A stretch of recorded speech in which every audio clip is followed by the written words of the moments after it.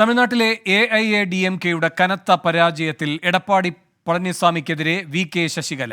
Party നശിക്കുന്നത് ഇനിയും നോക്കിയിരിക്കാൻ കഴിയില്ലെന്ന് ചൂണ്ടിക്കാട്ടി പ്രവർത്തകർക്ക് ശശികല തുറന്ന കത്തെഴുതി. എന്നാൽ പളനിസ്വാമിയുമായി ഒരുമിച്ച് പോകാൻ തയ്യാറെന്ന് O. പനീർശെൽവം വ്യക്തമാക്കി.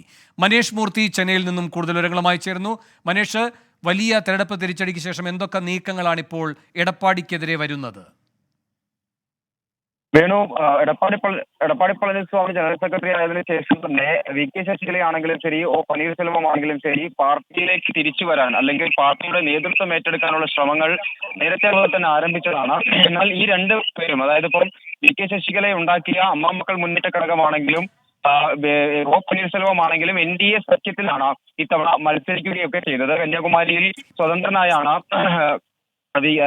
O. പനീർശെൽവം മത്സരിച്ചത്. എന്തായാലും ആ രീതിയിലുള്ള പൊളിറ്റിക്കൽ ഡെവലപ്മെന്റ് നടക്കുന്നതിനിടെയാണ് വലിയ തോതിലുള്ള പരാജയം DMK-ക്ക് ഏൽക്കേണ്ടി വന്നത്. കഴിഞ്ഞ തവണ ഒരു സീറ്റ് ഉണ്ടായിരുന്നു, ഇത്തവണ അതുപോലും ഉണ്ടായില്ല. ഈ ഒരു സാഹചര്യത്തിലാണ് വലിയ തോതിലുള്ള വിമർശനവുമായി സ്വാമിക്കെതിരെ വലിയ തോതിലുള്ള വിമർശനവുമായി രണ്ടുപേരും. മനേഷ് മൂർത്തിയാണ് ചെന്നൈയിൽ നിന്നും വിവരങ്ങൾ നൽകിയത്.